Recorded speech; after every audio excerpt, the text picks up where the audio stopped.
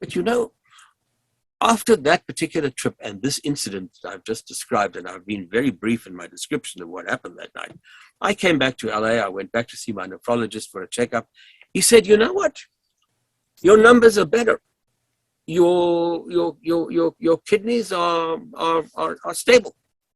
What happened? And when I described all this to him, he thought I was absolutely daft. He said, you telling me that you went to a witch doctor and you better, and mine, compared to what we were doing, the medication that I prescribed for you and the treatment, he said, you really give that guy credit? And I said, yes, I do.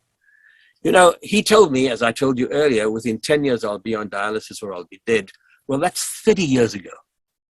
And all I've been doing is following natural healing and the natural methods prescribed to me by African healers, the Sangomas of Africa.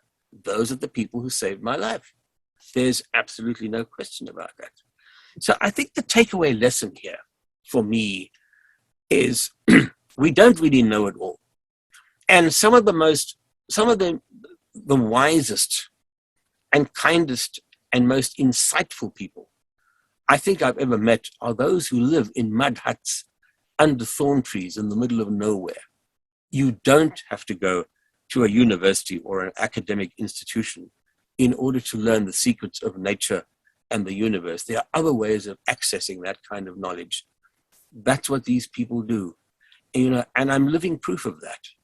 And it's been an unbelievable eye-opener for me, how much more there is to learn from people who live in the middle of nowhere, completely, unknown individuals who are connected to a system that is as mysterious as we don't really understand it. But when I wrote this book,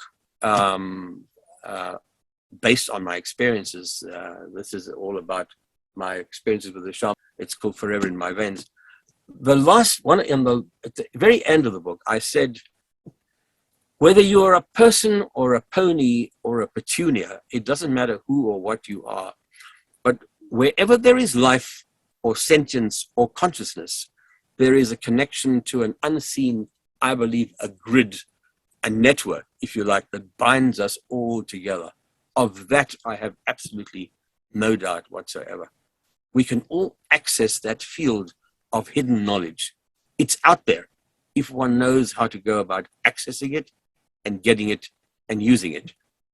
And for me, it's been absolutely amazing. There is so much more to the world and the cosmos than we know.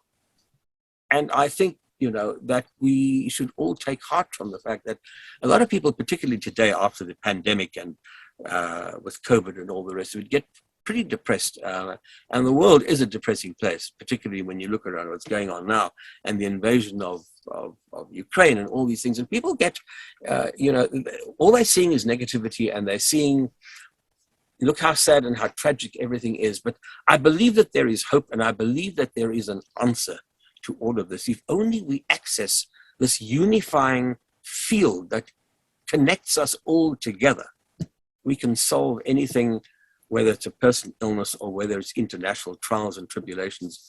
I really do believe that there's hope for all of us